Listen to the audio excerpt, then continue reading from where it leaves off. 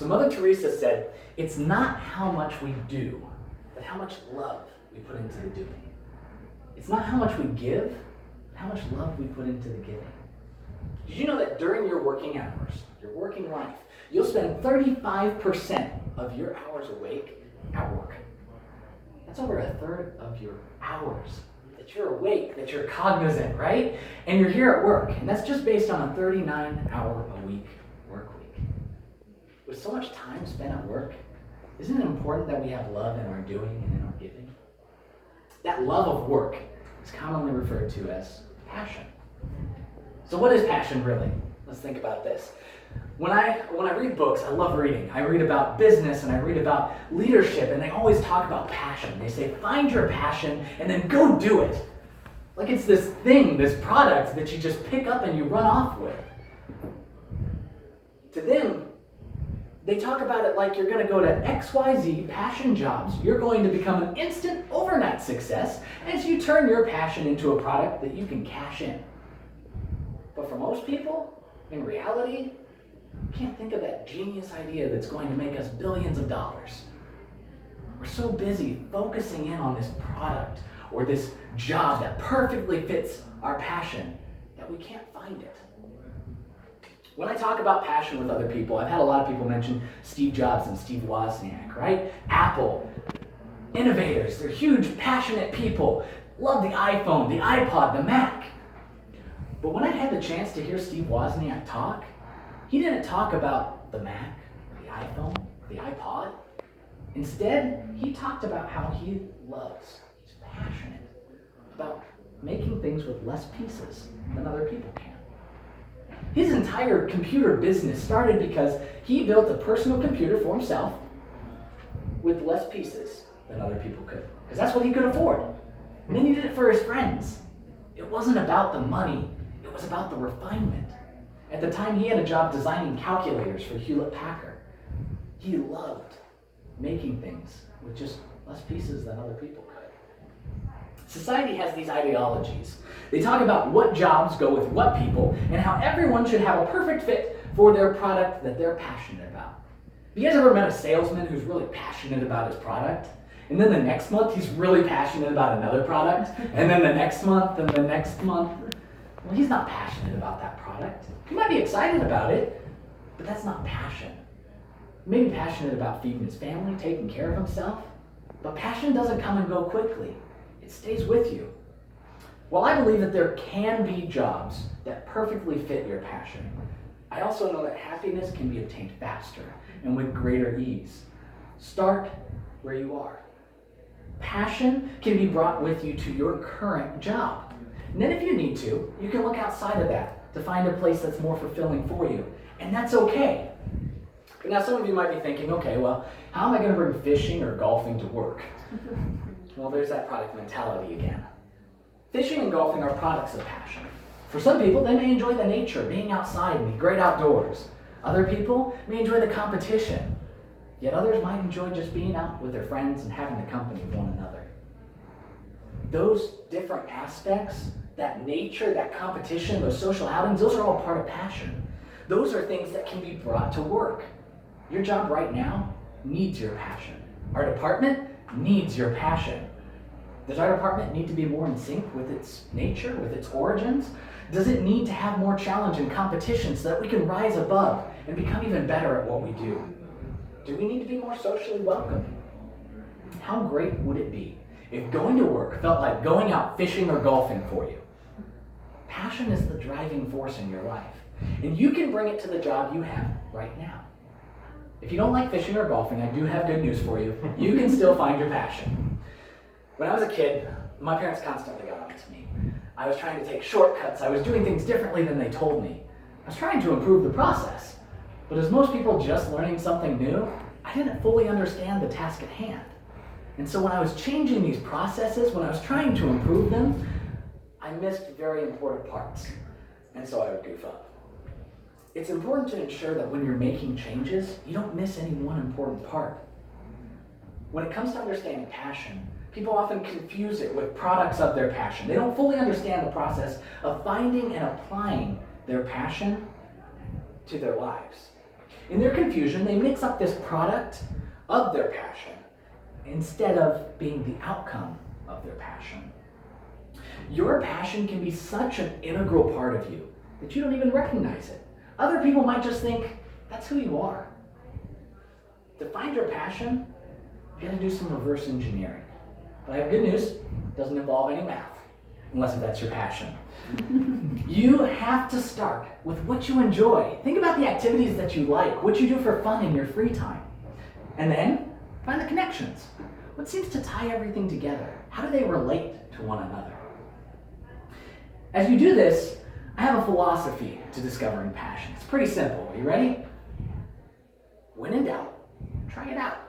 What's the harm? This can be one of the most fun phases as you discover your passion, as you go through trial and error. Throughout the process, though, you have to be honest with yourself. People can really struggle here. If you can't be honest with yourself, though, about your passion, how can you be honest with anybody else? Finding your passion doesn't mean that you stop doing everything else. Life goes on. You have to continue building your capabilities and your skills and improving yourself. And this means that sometimes we do what we don't enjoy in order to get to what we really do enjoy. But once you discover your passion, that passion should be at the center of your life. It should integrate into your family, your goals, your work, everything you do. And then you should find ways to talk about your vision, your goals, and your aspirations about your passion. Get others engaged in it, because that'll provide opportunities for you to connect with the right people who can help you pursue that passion. But additionally, as you talk about that passion with other people, as those ideas and those visions and those thoughts come out, they'll be more concrete and real to you. You'll believe in them just as much. Let me tell you a little bit about my journey as a consultant. So as a consultant, I became disengaged with my work. We work for an amazing company. We have a great job that I truly believe in. I just wasn't passionate about it. After going to a LeaderCast conference where several speakers talked about passion, I decided that I wanted to figure out what my passion was. And so I struggled because I couldn't think of that product that perfectly fit my passion. I was stuck in that same mindset I mentioned earlier. So I had to go through that process that I described. I know that I liked learning, but not in school. I know that I enjoy solving problems, but not every kind of problem. I like competing, but more with myself than with anybody else. I came to the conclusion over time that my passion is in improvement and growth. However, improvement and growth are pretty broad categories, and so I still work to refine and hone in on really what drives me and what brings me to life. And as I discover more and more about that, I feel better about my life, and I can better engage myself with what I do. It wasn't until I brought my passion to work that I became re-engaged. I started doing extra projects and looking for opportunities where I could help other people and do more about what I'm passionate. It actually helped me gain trust in Carla and Jen. As I started looking for these opportunities, they were helping me once I found them. While pursuing these extra products, I was actually more productive. I got more accomplished, and I was happier doing all of my responsibilities because I was able to be engaged with my passion. This same scenario can be possible for all of you, if it isn't already. Your passion can be incorporated almost anywhere in your life. If it isn't instant, it doesn't happen on its own. It's not like this thing that you can just have come to you. You have to work toward it. It takes effort. But if you can't find these opportunities that you're looking for, make them. It will require getting out of your job description. The key is to be patient but persistent in pursuing that passion. It won't change overnight, but it will make a difference each day that you work towards it. Now, VU is a passionate place. It's in our culture. It's in our values. It's who we are. So how does this change our organization? How does this affect us? Well, Stephen M. R. Covey said that 96% of engaged employees trust their leaders. That's great.